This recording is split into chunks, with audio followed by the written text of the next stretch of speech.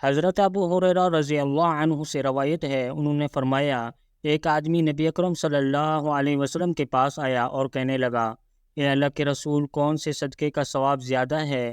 آپ نے فرمایا، تو اس وقت صدقہ کرے جب تو تندرست ہو، تجھے مال کی ضرورت ہو، فقر کا ڈر ہو اور زندگی کی امید ہو، اور صدقہ کرنے میں تاخیر نہ کر، حتیٰ کہ جب روح حلق تک آ جائے تو پھر تو کہے فلاں کو اتنا دے دو، اب تو تیرا مال دوسروں کا ہو چکا۔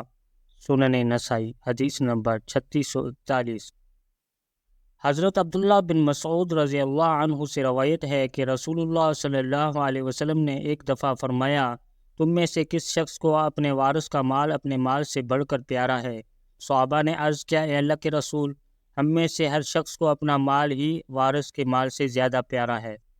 رسول اللہ صلی اللہ علیہ وسلم نے فرمایا، تم میں سے کوئی شخص بھی ایسا نہیں جسے اپنے وارث کا مال اپنے مال سے زیادہ پیارا نہ ہو، کیونکہ تیرا مال تو وہ ہے جو تو نے خرچ کر لیا، اور جو تو چھوڑ گیا وہ تیرے وارث کا مال ہے۔ سنن نسائی، حدیث نمبر 3642۔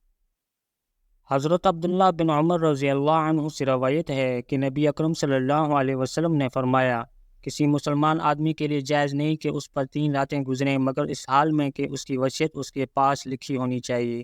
حضرت عبداللہ بن عمر رضی اللہ عنہ نے فرمایا، جب سے میں نے رسول اللہ صلی اللہ علیہ وسلم کا یہ فرمان سنا ہے، اس وقت سے میری وصیت ہر وقت میرے پاس موجود رہتی ہے۔